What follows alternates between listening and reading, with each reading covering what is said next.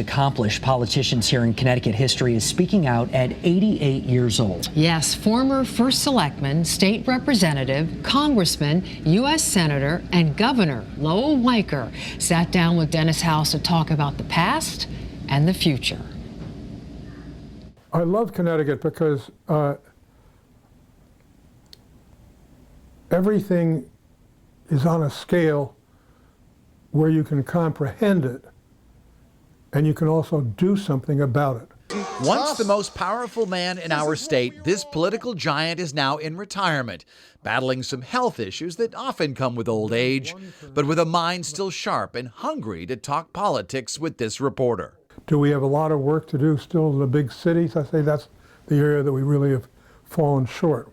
I first met Lowell Weicker when he was governor in the early 1990s, but many people and the nation got to know him in the 1970s during Watergate. To sit here at this moment in time and tell me that we're going to settle our elections on the basis of sexual habits and drinking habits and domestic problems and personal social activities, well, I'll tell you, you stick to your version, I'm going to stick to mine.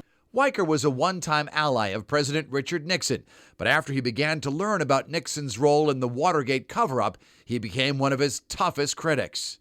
His experience with impeachment is why I wanted to sit down with Senator Weicker. He prefers to be called that over governor. I wanted to know what he thinks about the Trump impeachment inquiry. You see, Weicker and Trump have a history. When Weicker was governor, Trump wanted to open a casino in Bridgeport.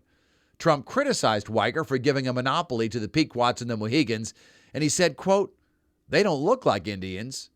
Weicker called Trump a dirtbag, and then a back and forth of name-calling ensued. So in 1993, you called Donald Trump a bigot.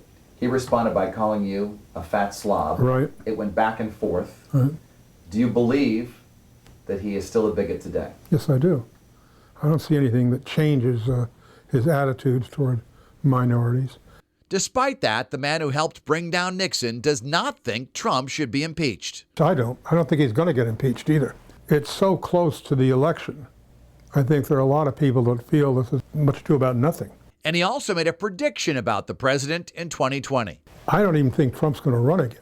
I think that he's going to probably size up the field, and if somebody like Biden runs, figure he's going to lose and won't run. For 2020, this former Republican turned independent is supporting a Democrat, Joe Biden.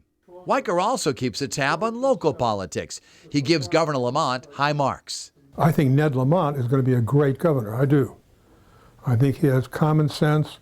I think he has fiscal sense. He'll do fine. And says the state's current economic problems can be blamed on his one-time nemesis, John Rowland. You had John Rowland come in, promise everybody a rebate, which, except for about $50 they didn't get, and go ahead and raid the state's coffers in every which way, ending up in the slammer. It literally put the state in its red condition. We have not recovered from that. God bless our state of Connecticut. As for Weicker, he's known as the governor who instituted the income tax in 1991. He was reviled, booed, and hanged in effigy. I want to talk a little bit about your political career, and looking back on it, what is your biggest regret?